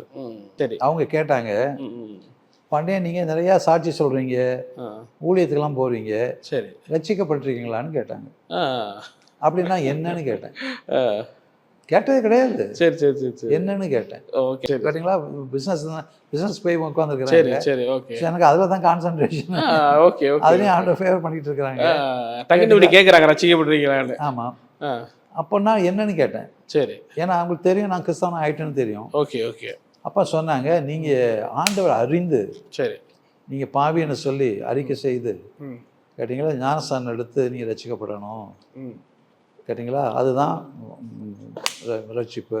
சரி, கேட்டிங்களா அப்படின்னு சொன்னாங்க. அப்போ நான் சொன்னேன், நான் பிஸ்னஸ் பண்ணிகிட்ருக்குறேன். சரி. அதில் நிறைய பொய் சொல்ல வேண்டியிருக்கு. ஏன்னா சேல்ஸ்மேன், பொய் சொல்லி தானே ஆகணும் உங்களுக்கு. அதனால் என்ன பண்ணேன்னா, நான் என்ன சரி செய்துக்கிட்டு நான் எடுக்கிறேன் அப்படின்னு. அப்போ அவங்க சொன்னாங்க, அந்த நாள் வரவே வராது அப்படின்னாங்க. நீங்கள் இயேசுவை ஏற்றுக்கொள்ளுங்க, அப்போ அதை செய்வாங்கல்ல அப்படின்னாங்க. நான் யார்கிட்ட போயிட்டு எதுவும் கேட்கல, ஒன்றும் பண்ணலை. சரி. என்னால் முடியாது, இயேசுவால் முடியும். அப்போ ஏன் நான் இயேசுவை ஏற்றுக்கொள்ளக்கூடாது அப்படின்னா, அடுத்த வாரத்திலே ஒப்பு கொடுத்து ஞானஸ்தானம் எடுத்தேன் அந்த ஆவிக்குரிய சபை. ஓ. அந்த சபையில் இப்போல்லாம் வந்து பார்த்தீங்கன்னா மார்னிங் சர்வீஸுக்கு ஒரு 1000 பேர் வருவாங்க, ஈவினிங் சர்வீஸுக்கு 1000 பேர் வருவாங்க. முன்னாடியே சின்ன சர்ச்சாக தான் இருந்தது. கேட்டிங்களா. அந்த சபையில் தான் நீங்கள் முழுக்க ஞானஸ்தானம் எடுக்கிறீங்க. எடுத்தேன். ஆமாம். ஓகே. அப்போ சின்ன, அப்போ ரொம்ப வருஷத்துக்கு முன்னாடி. ஆனால் நீங்கள் இந்த 15 வருஷத்தில் நான் கேட்குறது, அந்த சிஎஸ்சிலே பேக்ரவுண்ட், நீங்கள் யாருடைய செய்தி கேட்டது இல்லையா? வெண்டிகாஸ்ட்லாம் பார்த்துருப்பீங்கல்ல, வெண்டிகாஸ்ட்னு கேள்விப்பட்டிருப்பீங்களா? அது அலையிலையா அப்படிலாம் சொல்லுவோம், அதெல்லாம் நீங்கள் இல்லை அதை பற்றிலாம் எனக்கு அக்கறை அது இருந்ததே பெருசாக திங்க் பண்ணுறதில்ல. இல்லை, நம்ம ஞாயிற்றுக்கிழமை காலையில் சர்ச்சுக்கு போகிறோம், முடிஞ்சு போச்சு. கேட்டிங்களா. அது வேற சபைகளை பற்றிலாம் யோசிக்கிறது. என்னுடைய அசோசியேஷன், என்னுடைய காரியங்கள்லாம் சரி சரி காரியங்கள். சரி, ஓகே ஓகே. ஸ்பிரிச்சுவல் காரியம் கிடையாது. ஸோ அதை பற்றி திங்க் பண்ணுறதே ஒன்றுமே கிடையாது. Okay okay. நம்ம தான் கிறிஸ்தவம் ஆகிட்டோம், சர்ச்சுக்கு போகிறோம், ஆண்டவர் ஆராதிக்கிறோம், முடிஞ்சு போச்சுது. என்ன காணிக்கை போடுறோம், எல்லாம் செய்கிறோம், முடிஞ்சு போச்சு. ஸோ கிட்டத்தட்ட 42 வயசுல தான் நீங்கள் முழுக்க ஞானஸ்தானம் வாங்கி அந்த இதாகிறீங்க. ஓகே. அதுக்கப்புறம் என்ன நடந்துச்சு? ஸோ என்ன பண்ண எடுத்துட்டேன். இப்போ வந்து பிஸ்னஸ் பண்ணணும், போய் சொல்லக்கூடாது, என்ன பண்ணுறது, ஞானஸ்தானம் எடுத்தாச்சு. அப்போ என் மனைவிட்ட நான் சொன்னேன், இப்போ அப்போ தான் ஃபோன் அடித்து பேசிகிட்டு இருக்கிறேன். சரி. இனிமேல் நான் போய் சொல்லக்கூடாது, முடியாது, எப்படி பிஸ்னஸ் பண்ணுறேன்னு தெரியல. சரி சரி. ஞானஸ்தானம் எடுத்தாச்சுன்னு அவங்க சொன்னாங்க, ஒரு 2 மாதம் நீங்கள் போய் சொல்லாதீங்க, சரி, ஆண்டவர் விற்று கொடுப்பாங்க அப்படின்னாங்க. அந்த நேரத்தில் எனக்கு ஃபோன் அடிக்கிறான். ஏன்னா நாங்கள் அட்வர்டைஸ்மெண்ட் பண்ணுவோம் பேப்பரில். சரி. அடித்தோடனே அவன் நிறைய கேள்வி கேட்டான். அந்த நேரத்தில் பாருங்கள், ஒரு சின்ன ஒரு காரியம்தான் ஆண்டவர் ஞானத்தை கொடுக்குறாரு. Okay okay. அப்போ தான் ஆண்டவருடைய வார்த்தைக்கு நம்ம கீழ்ப்படியும் போது எப்படி ஆண்டவர் வழி நடத்துகிறாரு அப்படிங்கிறதுக்காக சொல்கிறேன். நான் அவங்கள்ட்ட சொன்னேன், நான் பாருப்பா, நான் சேல்ஸ்மேன், எப்படியாவது உன் காரை உனக்கு கொடுக்க தான் ட்ரை பண்ணுவேன். நீ கேட்குற கேள்விக்கெல்லாம் எனக்கு அது சாதகமாக தான் பேசுவாங்க ஒழிய உனக்கு சாதகமாக சொல்ல மாட்டேன். நீ என்ன நம்பாத, இந்த கார் நல்ல கார், எல்லாம் செக் பண்ணி வச்சுருக்குறோம், நீ வந்து செக் பண்ணு, உனக்கு பிரியமாக இருந்தால் எடுத்துகிட்டு போ, இல்லைன்னா விட்டுட்டு போயிடு அப்படின்னு. சரி. 2 மாதம் இல்லை, 2 வாரத்தில் அவ்வளோ காரம் விற்று போச்சு. என்னடா இவன் வித்தியாசமான சேல்ஸ்மேனாக இருக்கிறான், சொல்கிறத நம்பலாம். பொய் சொல்ல சும்மா ஒரு எக்ஸாகரேட் பண்ணி மார்க்கெட்டிங்கில் பேசுவோம்ல, நல்லா இருக்கும், பெஸ்ட்டாக இருக்கும் சொல்கிற போது அந்த சேல்ஸ் இல்லை. கரெக்டு. ஸோ நீங்கள் இப்படி உண்மையை சொல்லும் போது அந்த ஒரு ஆமாம் 2 வாரத்தில் எல்லாம் விற்று போச்சு. அது மட்டும் இல்லை பாருங்கள், அது பண்ணதுக்கப்புறம் நான் ஆண்டவர்கிட்ட பேசுகிறேன். எனக்கு பேசுகிறது தான், நான் ஆண்டவர்கிட்ட ரொம்ப முட்டாங்க போட்டு ஜெபம் பண்ணுறது அது அப்போ அதெல்லாம் நமக்கு கிடையாது. கேட்டிங்களா. ஆண்டவரோட அப்பப்போ பேசுவேன். எத்தனை பேரும் வந்தாலும் அவங்கள்ட்ட சார்ஜ் சொல்லிட்டே இருப்பேன். இன்னொரு இடத்துல பார்த்தீங்கன்னா ஒரு இஸ்லாமியர், சரி, பாகிஸ்தானி, படியாதவன், என்கிட்ட ஒரு உதவிக்காக வந்தார். கேட்டிங்களா. இன்னொரு நம்ம ஒரு தமிழ் பையன், ஒரு பிஸ்னஸ் பையன் என் கூட அப்போ அந்த இருந்தான். இவர் வந்த உடனே எனக்கு கொஞ்சம் ஹிந்தி, கொஞ்சம் புரோக்கன் ஹிந்தி எனக்கு தெரியும். அவங்ககிட்ட இயேசுவை பற்றி ஃபுல்லாக ஹிந்தியில் பேசுகிறேன். அவன் கேட்டுக்கிட்டே இருக்கிறான். பாகிஸ்தானி படியாத ஒரு முஸ்லீமு கேட்டிங்களா, கேட்டுக்கிட்டே இருக்கிறான். இந்த பக்கத்தில் இருக்க பையன் வந்து பயந்து பயந்து ஏதோ செய்ய காட்டுறான். நான் பார்த்துக்கிட்டல கடலை. சரி சரி சரி. அவன் போனதுக்கப்புறம் சொன்னான், இவனை யாருன்னு அவனுக்கு தெரியுமாண்ணா. எனக்கு என்ன யாருன்னு தெரியும், எனக்கு எங்கள் கடைக்கு வந்தான், நான் இயேசுவை பற்றி சொன்னேன். சரி, நீ இந்த ராத்திரி நீ அவனை கிளப்பில் போய் பாரு, அவன் யாருன்னு அவனுக்கு தெரியும். அவன் வந்து கையாள் அடியாட்கள் கேட்டிங்களா. சரி. ஆனால் நீ அதை நான் அதிகமாக சொல்ல விரும்பலன்னு நீ அவன்கிட்ட போய்ட்டு சொல்லிட்டு இருக்கிய அப்படின்னா. நான் சொல்ல வந்தான்னு சொல்லிட்டேன், அவ்வளோதான்ப்பா முடிஞ்சுது அப்படின்ட்டேன். அடுத்த நாள் வந்தான் அவன் என்கிட்ட தேடி. திருப்பி நான் அவனுக்கு ஹிந்தியில் இயேசுவை பற்றி சொல்கிறேன். அவன் கேட்டான், எனக்கு ஒரு உருது பைபிள் வாங்கி கொடுக்குறியான்னு கேட்டான். Okay okay. சான்ஸே கிடையாது. படித்தவன் ஏதாவது இருந்தால் கூட ஒரு டீசெண்டாக இருப்பானுங்க. இவன் படிக்காதவன், பாகிஸ்தானில் உள்ள இஸ்லாமியர் உள்ள முஸ்லீமு அடியாள். இவ்வளோ தைரியமாக சொன்னீங்க. அது எனக்கு அதான், நான் யாரை பற்றி கவலைப்படுறது கிடையாதுல்ல. எங்கள் வீட்டுக்கு பக்கத்து வீட்டில் ரொம்ப ஃப்ரெண்டு அவங்க. சரி. 2 பேருமே டீச்சர். ஒரு பையன் 10 வயசு பையன். சரி சரி சரி. அவனுக்கு நைட்டில் ஃபுல்லாக டெம்பரேச்சர் ஹையாக இருக்கும். Okay okay. ஒரு வாரமாக. ஓகே. அந்த ஊரில் எப்படின்னா அவன் இங்கே மாதிரி மாத்திரையெல்லாம் வாங்கி சாப்பிட முடியாது. அங்கே எல்லா எக்ஸாமினேஷன் எல்லாம் முடிஞ்சதுக்கப்புறம் என்னென்னு தீர்மானிச்சதுக்கப்புறம் தான் எழுதுவானுங்க. இல்லைன்னா அசூ பண்ணிடுவானுங்கல்ல. சரி. அந்த நாட்களெல்லாம் அங்கெல்லாம் போய் வாங்க முடியாது. ப்ரிஸ்கிரிப்ஷன் இல்லாமல் வாங்க முடியாது. டெஸ்ட் எல்லாம் இல்லாமல் ப்ரிஸ்கிரிப்ஷன் கொடுக்க மாட்டாங்க. ஒவ்வொரு நாள் ராத்திரி இவன் பயந்துகிட்டே இருப்பாங்க, இருக்காரு அப்படின்னு பார்த்துட்டு. ஸோ அப்போ என்ன ஆச்சுன்னா அவங்களுக்கு வந்து நான் யோசித்தேன், நம்ம போய் ஜெபம் பண்ணலாமே, இயேசு கிறிஸ்து ஜெபம் கொடுப்பாரு, சரி ஏன் போய் பண்ணக்கூடாதுன்னு சொல்லிட்டு ஃபோன் அடிக்கிறேன். அடித்து கேட்குறேன் எப்படி இருக்கலாம் அப்படின்னு சொல்லிட்டு. ரிசல்ட் வந்துட்டா அப்படின்னாங்க. அப்போ சொன்னாங்க, டாக்டருங்க என்னன்னே தெரிய மாட்டேங்குது, சரி நிறைய தண்ணி கொடுக்க சொல்லியிருக்கிறாங்க, ஏதோ ஒன்று சொல்லியிருக்கானுங்க, ஆனால் டெம்பரேச்சர் இருந்துட்டு தான் இருக்குது அப்படின்னு சொன்னாங்க. அப்போ நான் யோசித்தேன், நம்ம போய் ஜெபம் பண்ணுவோம், இயேசு சுகம் கொடுப்பாரு. அவங்க விசுவாசம் எங்கே போகும்? தண்ணியில் போகும். சரிதானா? கண்டிப்பாக. இதுக்கு அவசியமா எனக்கு சரிங்களா? ஆண்டவர் எதுக்காக அவசியம் இல்லைன்னு உட்காந்துட்டேன். சரி. உட்காந்துட்டு கீழே இறங்கி ஒரு ஷாப்புக்கு போகிறேன். அந்த பையனோட அப்பாவும் அதே ஷாப்பில் வந்து நிற்கிறார். நார்மலாக வேற ஒரு ஷாப்புக்கு நான் போவேன். அன்னைக்கு ஒரு ஷாப்பில் போனால் அங்கே நிற்கிறாரு. அப்போ நான் அவர்கிட்ட சொன்னேன் இந்த மாதிரி, ஐயோ அவனுக்கு ஒன்றுமே இல்லை, சும்மா தண்ணி கொடுக்க சொல்லியிருக்காங்க, நீங்கள் வாங்க வந்து ஜெபம் பண்ணுங்க அப்படின்னு அப்பா கூப்பிட்டாரு. சரின்னு போனேன். ஒரு 8 மணி இருக்கும், நைட்டு 8:30 இருக்கும். ஸோ என்னுடைய ப்ரேயர்லாம் வந்து மற்றவங்க மத்தியில் ப்ரே பண்ணுறது, ரொம்ப அதை பண்ணுறது இதை பண்ணுறது எனக்கு தெரியாது, அதெல்லாம் தெரியாது. சரி சரி. சரிங்களா? சரி. எல்லாம் 2 வார்த்தை தான். ஓகே. அந்த மாதிரி தான், வேறு ஒன்றும் கிடையாது ப்ரேயர்ஸ்லாம். ஸோ அந்த பையன் வந்து ஒரு ரூமில் இருந்தான். அவனை கதவை க்ளோஸ் பண்ணிவிட்டு கிளாஸில் ஒரு தண்ணி எடுத்து, தம்பி இதை குடிச்சிட்டு இயேசுக்கு நன்றி சொல்லு, ஆண்டவரே என்னை குணப்படுத்துனதுக்காக நன்றி சொல்லு அப்படின்னு சொன்னேன். அவன் அதை குடிச்சிட்டு சொன்னான், ஜீசஸ் தேங்க்யூ ஃபார் ஹீலிங் மீன்னு சொன்னான். சரி அவ்வளோதான் அப்படின்னா கதை திறந்துட்டு நான் வந்துட்டு உடனே அவங்க சாப்பாடு போட்டாங்க, சாப்பிட்டுட்டு 10 மணிக்கு வீட்டுக்கு போயிட்டேன். பேசிட்டு இருந்துட்டு எப்போமா அவங்க செக் பண்ணுவாங்க தூங்குறதுக்கு முன்னாடி. அன்னைக்கு செக் பண்ண உடனே ஃபீவரே கிடையாது. உடனே ஃபோன் அடித்தாங்க. அடித்தோடனே ஜெஃப்கிட்ட பேசுங்க, அந்த பையன் ஜெஃப்ரி, அவன் அந்த பையன் தான் பண்ணான். அங்கிள் நார்மல் ஆகிடுச்சு, நான் குணமாயிட்டேன், ரொம்ப தேங்க்ஸ். நானா எனக்கு தேங்க்ஸ் சொல்லாத, இயேசுக்கு சொல்லு, நான் ஒன்றும் பண்ணலை, இயேசு தான் பண்ணாரு. எனக்கு ஒரு காரியம் பண்ணு, உன் ஃப்ரெண்ட்ஸுக்கிட்ட இந்த மாதிரி என் பேரை சொல்லி வந்தாங்க ஜெபம் பண்ணாங்கன்னு சொல்லாத. சரி சரி. ராத்திரியே ஆண்டவர் அற்புதம் செய்தாரு, எனக்கு ஃபீவர் போயிடுச்சு அப்படின்னு இயேசை பற்றி சொல்லிடுறேன். ஸோ அப்போ நீங்கள் அப்படியே துபாயில் பிஸ்னஸ் பண்ணிக்கிட்டே இந்த மாதிரி இது பண்ணிகிட்டே இருக்கிறீங்க ப்ரேயர்? எனக்கு பிஸ்னஸ்லாம் செகண்டரி தான், ஆண்டவர் வேலை தான். அது ஃபஸ்ட்டு மாதிரி ஆண்டவர் வேலையை செய்தால் அவரை நம்ம வேலையை முடிச்சு கொடுத்துட்றாரு. அப்போ நான் ஒரு நாள் சொன்னேன் ஆண்டவர்கிட்ட, ஆண்டவரே நீங்கள் கொண்டு வந்தீங்க, என்னை ஆசீர்வதித்தீங்க, எனக்கு ரொம்ப சந்தோஷம். ஆனால் எனக்கு அமெரிக்கா போகலான்னு ஒரு எண்ணம் இருக்குது அப்படின்னு என் வாயிலேருந்து அந்த வார்த்தை வந்தது. சரி. அமெரிக்கா பற்றி எனக்கு ஒன்றுமே தெரியாது. ஓகே. அங்கே யாரும் கிடையாது. நான் இந்த 42 வயசு மேலே அமெரிக்கா போய்ட்டு முதல்ல யார் விசா கொடுக்குறா, எப்படி அங்கே போய் வேலை பார்க்க முடியும்? சான்ஸே கிடையாது. அதுவும் இல்லாமல் என்னை நம்பி 60 லட்சம் இன்வெஸ்ட் பண்ணியிருக்கிறாங்க. நான் இதை விட்டுட்டு நான் போகிறேன்னு சொன்னால் அழகு கிடையாது. ஓகே. அவங்க நம்மளை நம்பி இருக்காங்க, அவ்வளோ இன்வெஸ்ட் பண்ணியிருக்காங்க. ஆனால் ஏன் நான் இதை சொன்னேங்கிறத எனக்கு புரியாது. சரிங்களா? ஸோ உங்களுக்கே அது தோணுது அந்த இது வந்து அந்த வாயிலிருந்து அந்த வார்த்தை வார்த்தை வருது. வருது. Okay okay. கேட்டிங்களா? நம்ம சில சமயங்களில் யோசித்து சொல்லுவோம், இதெல்லாம் யோசிக்காமல் வர்றது. 2 நாள் கழித்து நான் சென்னை வந்து நம்ம அங்கே ஓனர்ஸ் இருக்காங்க இல்லையா, அங்கே இன்வெஸ்டர்ஸு, அவங்கள மீட் பண்ணுறதுக்கு உட்காந்துருக்குறேன். எப்போவுமே 1/2 மணி நேரம் காத்திருக்கணும். ஓகே.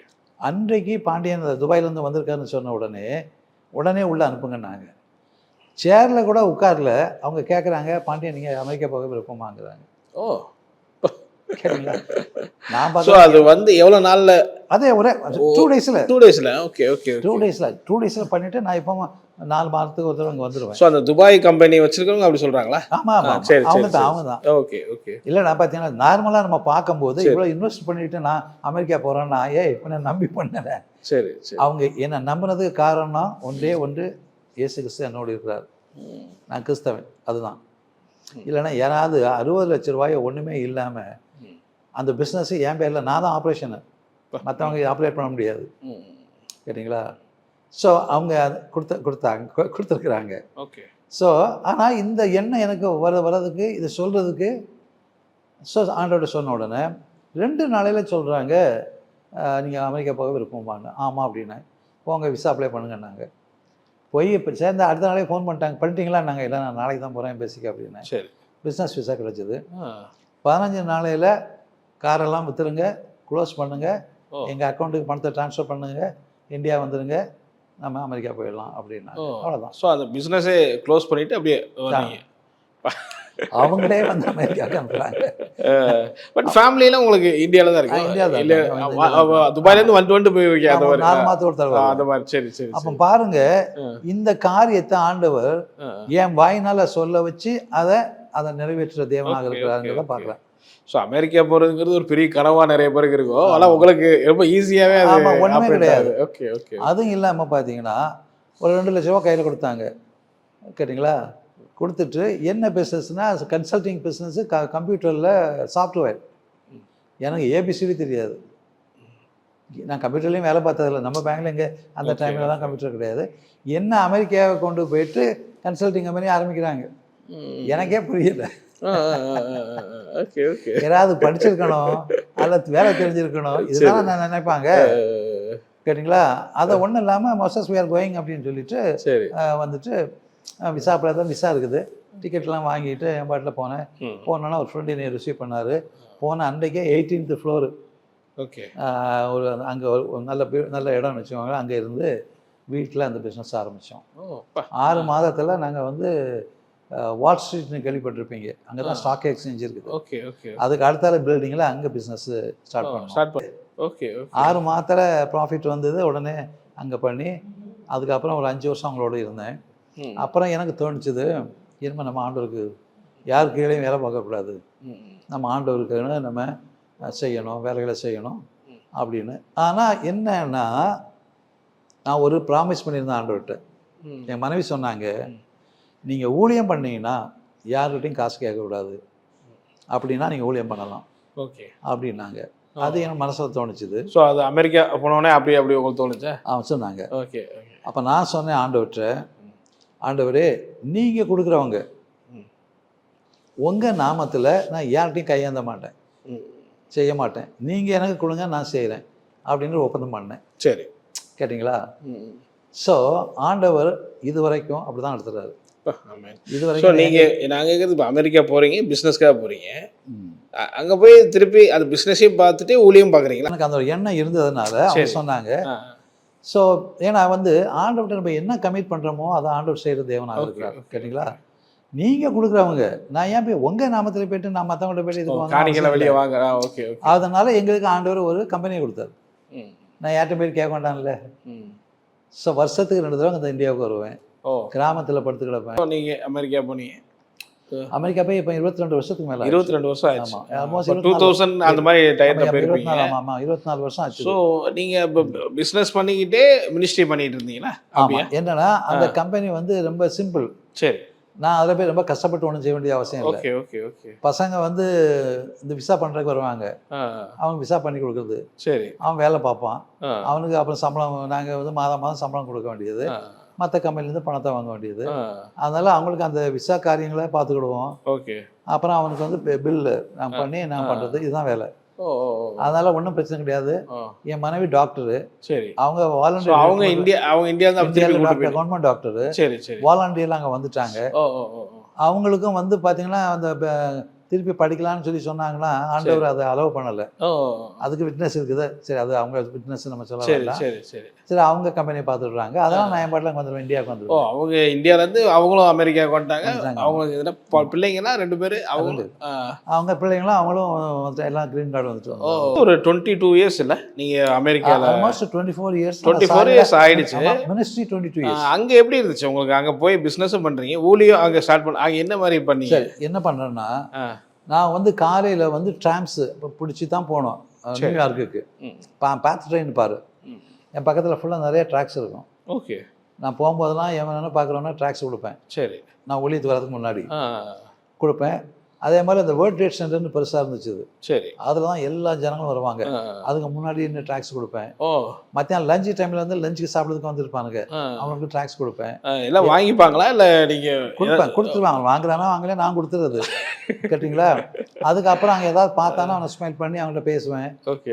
ஸோ அவனுக்கு பண்ணிட்டு இருக்கும்போது அப்போ நமக்கு தெரியும். அப்படி வந்து கொஞ்சம் கான்டாக்ட்ஸ்லாம் வந்தது. வரும்போது வந்து அங்கே ஒரு சர்ச் ஆரம்பித்தோம். ஒரு நாள் சும்மா நான் வந்து பெட்டிக்குள்ளே உள்ளே கையை விட்டு பார்க்கும்போது சின்ன ஸ்லிப்பு கிடந்தது. சரி. அதில் ஒரு நம்பர் இருந்தது. அதான் அடித்தேன். அடித்தோன்னா ஒருத்தர் வந்து டேவிட்னு ஒரு அங்கிள். அவர் வந்து அவர் சிட்டிசன். அவர் is a very very nice man, நல்ல ஆண்டோட மனுஷன். உடனே எங்கே இருக்கீங்கன்னாரு. இந்த இடம் உடனே ட்ரெயினை பஸ்ஸை பிடிச்சி வாங்க, நான் உங்களை மீட் பண்ணுறேன், ட்ரெயினை பிடிச்சி வாங்க அப்படின்னாரு. உடனே போனேன். அன்றைக்கு அவங்க வீட்டில் ஒரு மீட்டிங். அவர் எனக்கு பற்றி ஒன்றுமே தெரியாது. Okay okay. அவங்களுடைய நெஃப்யூவை கொடுத்தாரு, எங்கள் அங்கிள் அங்கே இருக்காரு அப்படின்னு. சரி. உடனே போன உடனே என்கிட்ட வந்து பாண்டியனுக்கு ஒரு விட்னஸ் கொடுப்பாரு அப்படின்னாரு. ஏன்னா ஒன்றுமே தெரியாது. விட்னஸ் கொடுத்தோன்னா அங்கே அமெரிக்கன்ஸ்லாம் வந்துருந்தாங்க. சரி. என் விட்னஸை கேள்விப்பட்டுட்டு ஒரு பாஸ்டர் வந்து திருப்பி ஃபோன் அடித்தார். எனக்கு ஏதோ ஒரு ஃபேவர் பண்ணுவியா அப்படின்ட்டு. என்னென்ன, என் சர்ச்சில் வந்து அந்த விட்னஸை கொடுப்பியான்னாரு. ஏஸ், நான் அதுக்காக தான் காத்துக்கிட்டு இருக்கிறேன். உடனே அங்கே போய் கொடுக்கும்போது நல்ல பெரிய வரவேற்பு, நிறைய பேர் வந்து ஜெபம் பண்ணாங்க. சரி. ஸோ இதுக்கு அதுக்கப்புறம் அவருடைய ஃப்ரெண்ட்ஸும் எனக்கு ரொம்ப நல்லா க்ளோஸாக அடிக்க நான் போவேன், எல்லாம் பண்ணுவேன். அப்படி இருந்துட்டு இருக்கும்போது அங்கே ஒரு பாகிஸ்தானி பாஸ்டரை மீட் பண்ணேன். அப்போ நான் இந்தியா வந்துட்டு நான் யோசித்தேன், இந்தியாவில் கொஞ்சம் பேர் நான் சப்போர்ட் பண்ணிட்டு இருந்தேன். நான் மினிஸ்ட்ரி இல்லைன்னா கூட கொஞ்சம் பாஸ்டர்ஸ் நான் அனுப்பிட்டு இருந்தேன். அப்போ நான் அமெரிக்காவில் என்ன பண்ணுறேன் ஆண்டவருக்காக அப்படின்னு யோசனை வந்தது. சரி. உடனே வந்து என்ன பண்ணேன், அந்த பாகிஸ்தானி பாஸ்டரை கூப்பிட்டேன். அவர் தான் அவர் எங்கள் ஃபேமிலியில் தனியாக தான் இருந்தார். அவர் என்கிட்ட கேட்டார், எனக்கு ஒரு அப்பாயின்மெண்ட் கொடுக்க முடியுமா உனக்கு அப்படின்னாரு. எனக்கு இதுக்கு அப்பாயின்மெண்ட், வாங்க என்னைக்கு வரைக்கும் வரீங்க என்ன. அவர் ஈவினிங் வந்தார். சொன்னேன், ஒரு சர்ச்சு ஸ்டார்ட் பண்ணலாமா அப்படின்னேன். நான் அதை கேட்க தான் வந்தேன் அப்படின்னாரு. உடனே ஒரு இடத்துல வாடகை எடுத்து ஆரம்பித்தோம். பண்ணோம்னா ஒரு 6 மாதத்தில் 30-40 பேர் வந்துட்டாங்க. கடைசியில் நம்மளை போகிற அளவுக்கு ஒரு ஸ்டேஜ் வந்தது. சரி சரி. ஓ, வெளியே வர மாதிரி. ஆமாம். சரி. உடனே நீங்கள் பார்த்துக்கோங்க, நான் போகிறேன் அப்படின்னு சொல்லிட்டோன்னா, இந்த பையன் வந்து ஜோயில்னு ஒரு ஃப்ரெண்டில். சரி. அவங்கள தான் சுற்றுவேன். அவன் தான் கார் வச்சுருந்தான், நான் கார் கிடையாது. சரி. கேட்டிங்களா? அப்போ அங்கே வாங்க அங்கே அப்படின்னு இந்த எடிசன் ஏரியாவுக்கு நம்ம ஃப்ரெண்ட் இருக்காரு, அங்கே சும்மா போயிட்டு போகலாமா, என்ன கொஞ்சம் ரிலாக்ஸ் பண்ணுறதுக்காக கூப்பிட்டு போனார். ஓகே. ஸோ அந்த பையன் வந்து ஒரு பெண்டகாஸ்ட் பாஸ்டரோட சன்னு. அவங்கள்ட்ட பேசிட்டு இருக்கும்போது, அங்கிள் கவலைப்படாதீங்க அங்கிள் அப்படின்னு நம்மளை இது பண்ணிகிட்டு இருந்தாங்க. நான் என்ன சொன்னேன், என்ன வரவங்க, நான் ஒன்றும் கவலைப்படலை, நான் பாஸ்டர் கிடையாது, எனக்கு ஒன்றும் அப்படி ஒன்றும் பாஸ்டர் ஆகணும், ஊழியம் பண்ணுங்கிறதுலாம் அப்படிலாம் ஒன்றும் கிடையாது. கேட்டிங்களா? ஆண்டவருக்கு வேலை செய்யணும், அவ்வளோதான். அதனால் எனக்கு ஒன்றும் பிரச்சனை இல்லை, ஆண்டவருக்கு சித்தமாக நான் எடிசனில் கூட சர்ச்சை கொடுப்பாரு அப்படின்னு என் வாயிலிருந்து வந்தது. சரி. கடைசியில் 2 வருஷம் கழிச்சு அங்கே தான் ஓப்பன் பண்ணி இன்றைக்கி அதுதான் சர்ச்சு, எங்கள் சர்ச்சு. அப்போ பாருங்கள், ஆண்டவர் வாயிலிருந்து நான் அந்த ஆண்டுக்கு உபய பண்ணதுனால ஆண்டவர் என் வாயிலிருந்தே எடிசன் சொல்லி அப்புறம் அந்த எடிசன்லேயே அமெரிக்கான்னு சொன்னீங்களோ அது மாதிரி இது சொல்லி. ஸோ அப்போ ஆண்டவர் வந்து நம்மளை அவ்வளோ அழகாக நடத்துகிறாங்க. கேட்டிங்களா? ஸோ அப்படி தான் வந்து பார்த்தீங்கன்னா சர்ச் ஆரம்பிச்சு. ஓகே. அப்போ ஒரு பேஸ்மெண்ட்டில் தான் ஆரம்பித்தோம். எவ்வளோ பேர் வந்தாங்க? நாங்கள் 2 ஃபேமிலி, இன்னொருத்தர் 5 பேர் தான். சரி சரி சரி. ஆரம்பிச்சது. ஓகே. நீங்கள் அமெரிக்காலேயே ஆண்டவங்க பயன்படுத்தினாரு இல்லையா? அங்கே கண்டிப்பாக அங்கே டோட்டலாக எவ்வளோ பேர் வந்தாங்க சபையில்? அங்கே எவ்வளோ அப்படி அந்த டைமில் வந்து கொஞ்சம் கொஞ்சமாக வந்தாங்க. சரி சரி. உங்களுக்கு பேஸ்மெண்ட்டு. அப்போ நான் சொன்னேன், ஆண்டவரே நான் 6 மாதத்துக்கு ஒரு தடவை நான் ஞாசான ஆராதனை வைக்கிறேன், ஓ 5 பேர் தான் இருக்கிறோம். சரி எனக்கு வந்து ஆத்மாக்களை கொடுங்க அப்படின்னு பிளான் பண்ணேன். சரி சரி சரி சரி பிளான் பண்ணேன்னு சும்மா வீட்டில் உட்காந்து கொடுப்பாங்களா ஆண்டவர்? ஆ, ஆ. அங்கங்கே போயிட்டு வீடுகளை விசிட் பண்ணி ஓ எல்லாம் ஆண்டவர் பற்றி சொன்னி எல்லாம் சிஎஸ்சிலேருந்து வந்தவங்க தானே, அவங்களாம் ரிசிப்பு கிடையாதுல்ல. அப்படி இருக்கும்போது கரெக்டாக ஒரு 6-8 பேர் எடுத்தாங்க, ஞானஸ்நானம் எடுத்தாங்க. ஓகே 6 மாதத்துல. 6 மாசத்துல 6 மாதத்துல. அது அந்த அங்க ஒரு பெரிய விஷயம் இல்ல அமெரிக்கா ஆமாம் மாதிரி ஆமாம், அது அமெரிக்காவில். அதுக்கப்புறம் 5 வருஷமாட்டு எவ்ரி 6 மந்த்ஸில் ஞானஸ்நானம் எவ்வளவு பேர் ஒரு அப்ரோச்மெண்ட்டா வந்துட்டாங்க. கொஞ்சம் நிறைய ஃபேமிலிஸ் வர ஆரம்பிச்சாங்க. ஓகே ஓகே ஒரு சின்ன சர்ச்சை கொடுத்தாங்க. அப்புறம் ஜனங்கள்லாம் நிறைய ஆயிட்டாங்க. அதுக்கப்புறம் ஒரு பெரிய டேபர்னக்கல் மாதிரி ஒரு சர்ச்சு கிடச்சிது. கொஞ்சம் ரெண்ட் அதிகமாக இருந்தது, பட் ஜனங்கள் நிறையா வந்தாங்க. சரி சரி அப்படி இப்படி வந்து கடைசியில் இப்போ நம்ம சொந்த சர்ச்சு வாங்கி எல்லாம் பண்ணிட்டோம். ஓகே அவ்வளோதான். அப்படி தான் அந்த ஒரு ஸோ சூழ்நிலை. ஆனால் நீங்கள் எப்பவுமே இந்த பிஸ்னஸும் பண்ணிட்டு அப்படி இந்த ஊழியத்தையும் பண்ணிட்டு தான் ஆமாம் ஆமாம் ஆமாம். ministry ஏன்னா பண்ணிட்டு தான் பிஸ்னஸ்ங்கிறது வந்து ரொம்ப ஒன்றும் வேலை கிடையாது. ஓகே ஓகே கிடையாது. ஸோ அவர் So, வருமானம் அதனால அதுல என்ன வருது. ஆச்சுன்னா ஆண்டவர் சொன்ன போல யார்கிட்டையும் வாங்க வேண்டியது இல்லை, சரி நான் கொடுக்க ஆரம்பித்தேன். ஓகே ஓகே ஓகே ஏன்னா கிராமத்துலாம் வந்தோம்னா அந்த ஜனங்களுக்கு ஸோ நீங்கள் அப்போ இருந்தே வருவீங்களா? நீங்கள் 22 ஆமா. இயர்ஸாவே வருஷத்துக்கு ஒரு தடவை 22 வருஷமா ஒரு வருஷத்துக்கு கொஞ்சம் ஃபேமிலிங்க இருந்தாங்க. சரி ஒரு 5 வருஷம் கழிச்சு தான் ஒய்ஃப் வந்தாங்க. ஓகே ஓகே எப்பவும் வந்துட்டு தான் இருப்பேன். ஒய்ஃப் பார்ப்பேன், நான் தனியாகவே வரேன். ஒய்ஃப் கூட ஸோ வந்து ஒரு 2 மந்த் இங்கே இருப்பீங்களா? அப்படியா? ஒரு 4 வீக்ஸ் 5 ஓ வீக்ஸ் அவ்வளோ 1 மந்த் அப்படி இருந்து கிராமத்தை மட்டும் விசிட் பண்ணுறோம். கிராமத்து இது பண்ணி அவங்களோட சர்ச் இது பண்ணி அங்கே சர்ச் எல்லாம் கட்டியிருக்கோம். கேட்டோம் அங்கே ஒரு கேட்கும்போது சர்ச்சு கட்டணும். ஓகே ஓகே ஒரு சேலம் பக்கத்தில் கிராமத்தில் எங்கள் ஊரில் ஒரு சர்ச்சு கட்டணும். அதுக்கப்புறம் பாஸ்டர்களுக்கு நிறைய சப்போர்ட் பண்ண ஆரம்பித்தேன். ஸோ அதனால் இங்கே அடிக்கடி வர்றது, அங்கங்கே போகிறது, மலைக்கெல்லாம் போகிறது. ஓகே ஸோ அப்படி எல்லாம் செய்யும்போது என்ன பண்ணாருன்னா ஆண்டவர் வந்து எல்லா இதுவும் கொடுக்க ஆரம்பித்தாங்க. ஓகே ஓகே ஓகே ஏன்னா எதுவுமே கொடுக்க ஆரம்பித்தாங்க. இந்த ஹோலி ஸ்பிரிட்டினுடைய அபிஷேகங்கள் கொடுக்க ஆரம்பிச்சாங்க. அது ஃபுல்லாக உங்களுக்கு செயல்பட ஆரம்பிச்சு கொடுக்காங்க. கிட்டத்தட்ட நம்ம உங்க இந்த சாட்சி ஒரு எண்டு வந்திருக்கோம். ஆமாம் ஆமாம் கரெக்ட். ஸோ இப்போ நீங்கள் அதாவது ஒரு 22 இயர்ஸ் அமெரிக்காவில் ஊழியம், எவ்வளோ பேர் ஒரு அப்ராச்மெண்ட்டாக சபைக்கு வருவாங்க? எப்படி இருக்கு? இப்போ ஒரு 30 ஃபேமிலிஸ் 35 வர்றாங்க. வருவாங்க. ஓகே யூத் பிள்ளைங்கள்லாம் பார்த்தீங்கன்னா அந்தந்த ஸ்டேஜில் எல்லாம் ஞானஸ்நானம் எடுத்துருவாங்க. ஓகே அவ்வளோ எடுத்துருவாங்க. ஒரு பையன் கிட்ட ஒரு 11 வயசு, நீ ஏன்ப்பா ஞானஸ்நானம் எடுக்கிற அப்படின்னா, நான் எவ்வளோ தப்பு பண்ணுறேன், நான் செத்தா எங்கே போவேன், ஒழுங்கா ஞானஸ்நானம் கொடுங்க, பாவம் மன்னிப்பு வேணும் அப்படின்னு அவர் சொல்கிறாங்க பையனுங்க. அந்த அளவுக்கு இங்கே போதனைகள். ஓகே ஓகே அது இல்லாமல் வந்து பார்த்தீங்கன்னா அந்த ஜேபிக்கு இந்த மாதிரிலாம் ப்ரோக்ராம்ஸ் இருக்கும். 40-50 சர்ச்சஸில் இருந்தால் கூட எங்கள் பையங்க தான் சீல்டு வாங்குவாங்க ஃபர்ஸ்ட் ரேட். அப்படி ஆண்டவர் எல்லா காரியத்திலும் வச்சாங்க. சர்ச்சுக்கு வந்தவங்கலாம் நல்லா ஆசீர்வதிக்கப்பட்டிருக்காங்க. சிலர் $1 மில்லியன் ஹவுஸ் வச்சுருக்காங்க. அப்படியே எல்லாரும் அவ்வளோ தூரத்துக்கு ஆசீர்வதிக்கப்பட்டு எல்லாருக்கும் உங்களை நிறைய பிடிக்குமா? எப்படி உங்களை எப்படி எப்படி பார்ப்பாங்க? இல்லை நம்மகிட்ட நல்லா தான் இருப்பாங்க. நான் எல்லாத்துக்கிட்டுமே சீராக இருப்பேன். ஓகே ஓகே அவங்க கூட இதாக இருந்தால் கூட நான் வீட்டுக்கு போவேன், விசாரிப்பேன், ரொம்ப வேணும் இருப்பேன்.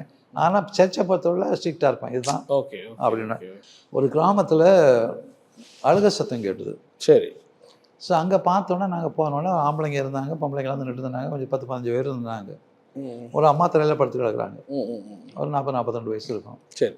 அவங்க வந்து ஃபுல்லாக கிரிப்பிள்னா கால் விளங்காது, கை விளங்காது, ஒன்றும் பண்ணாத முடியாது.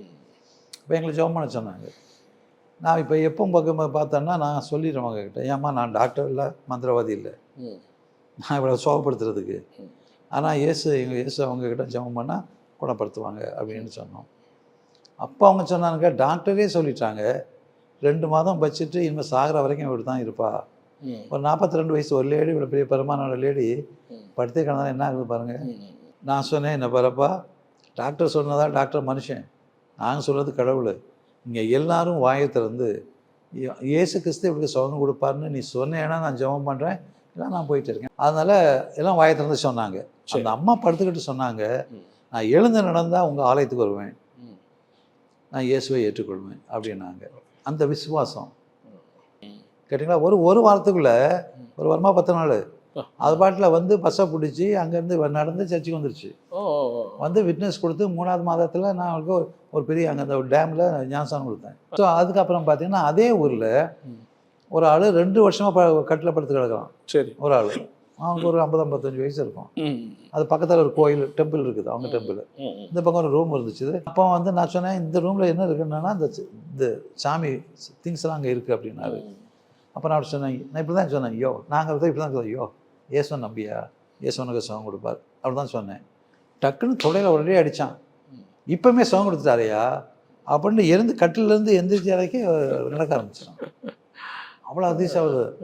அடுத்த நாள் என்ன பண்ணால் ஒரு ட்ரவுசர் போட்டுக்கிட்டு ஒரு கம்பையும் கையில் வச்சுக்கிட்டு தெருவில் நடந்து போனான். அவனை கேட்குறானுங்க, கவுண்டா நீ எப்பண்டா இருந்துச்சுன்னா, போங்கடா ஏசு கோயிலுக்கு போங்கடா, அவர் தாண்டா எனக்கு சாங் கொடுத்தாரு அப்படின்னு பஸ்ஸை பிடிச்சி எறிஞ்சு இது பண்ணார். ஒரு கிராமத்தில் நாங்கள் வந்து காரை விட்டுட்டு இருந்தோம்னா ஜனங்கள் கூட்டிட்டாங்க. ஒரு லேடி, அவளுக்கு 5 வருஷமாக வயிற்று வலி நெஞ்சு வலி, பிள்ளைக்கும் வயிற்று வலி நெஞ்சு வலி. Okay okay. என்னெல்லாமல் பார்த்து ஒன்றுமே நடக்க முடியல. அவள் நல்லா ட்ரெஸ் பண்ணிட்டு இருக்கிறா. அப்போ நம்ம ஃப்ரெண்டு சொன்னார், ஒருவேளை இவ்வளோ பிசாசு பிடிச்சாலும் பிடிச்சிருக்கலாம், நீ ஜோம் பண்ணுங்க மோசஸ் சொன்னார். அவங்களுக்கு அந்த இயேசுவை தெரியும்படியாக சொல்லி தான் ஜோம் பண்ணது. சொன்ன உடனே அது ஆட ஆரம்பிச்சிடுது.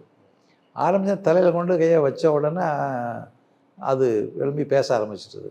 இயேசு நாமத்தில் போ அப்படின்னு உடனே போகிறேன்னு சொல்லும்போது ஒரு ஜர்க்கு கொடுக்கும். அப்புறம் இந்த அம்மா விழுந்துட்டாங்க. அதுக்கப்புறம் தான் பார்க்குறேன் பைபிள் அங்கே எழுதிக்குது. கேட்டுங்க, அப்போ ஒரு ஜர்க்கு கொடுத்துட்டு தான் போகும். அதுக்கெல்லாம் விழுந்து தண்ணின்னு கேட்டுது. எனக்கு இவா தண்ணி கேட்குறாளா, அதாவது பிசாசு தண்ணி கேட்க, ஏன்னா தான் ஃபஸ்ட் டைம் சந்திக்கிறேன் அப்படின்னு சொல்லிட்டு கேட்ட உடனே சரி தண்ணி கொடுங்க அப்படின்னு தண்ணி குடிச்சுட்டு வந்தது. எனக்கு ஏசு வேணும், ஞானஸ்தானம் கொடுக்குறீங்களா அப்படின்னு கேட்டேன்.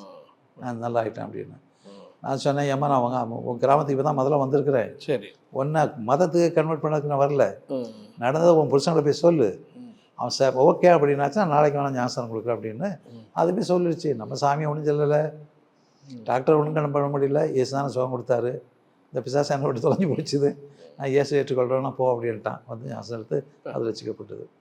ஸோ இப்படி நம்ம அந்த அங்கே போயிட்டு பண்ணும்போது அதுதான் ஃபஸ்ட்டு.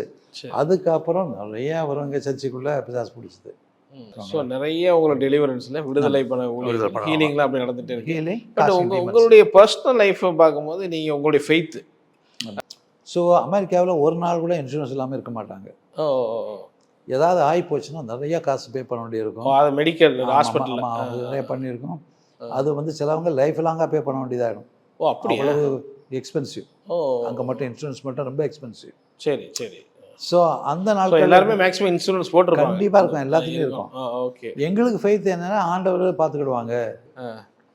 இந்த கொரோனாவுக்கு முன்னாடி வந்திருந்தேன், அதுபடி எவ்ரி இயர் வரும்போது செக் பண்ணிக்கிடுவேன். சரி. ஏன்னா இது சரீரம் தானே. ஆமாம் ஆமாம். அதனால் நம்ம விஷ் டு டேக் இட் இல்லையா. என் பையன் அங்கேருந்து ஃபோன் பண்ணால் ட்ரெட்மில் பண்ணி அந்த இது எடுங்க அப்படின்னா, இந்த ஹார்ட்டை பற்றி. சரி. அதுக்கு என்ன சொல்கிறது. ஸோ ட்ரெட்மில்லில் போகும்போது தெரிஞ்சிச்சு பிளாக் இருக்குது அப்படின்னு. ஓகே. சாதாரணமாக இதில் தெரியல. அன்றைக்கி அட்மிட் பண்ணிட்டாங்க. ஓகே. ஸோ அடுத்த நாள் வந்து ஸ்ட்ரெச்சரில் கூட்டிட்டு போயிட்டாங்க. ஏஞ்சியோகிராம் அதுக்கு பார்த்தீங்களா, அது பெருசாக இருக்கும். அது உள்ளே பார்த்துட்டு எதில் முதல்ல பண்ணணும், எங்கெங்கே இது இருக்குன்னு கரெக்டாக தெரியும். ஸோ போய் போனோன்னா, ஏன்னா எனக்கு ஒன்றும் சுத்தமாக பயமே இல்லை, கொஞ்சம் கூட பயம் இல்லை. நான் ஆப்ரேஷன் பண்ண போகிறாங்களா, என்ன பண்ணுறாங்க என்னத்தையும் பண்ணுறாங்க, ஏதோ நம்ம பிளட் டெஸ்ட் எடுக்கிற மாதிரி எனக்கு பயமே இல்லை.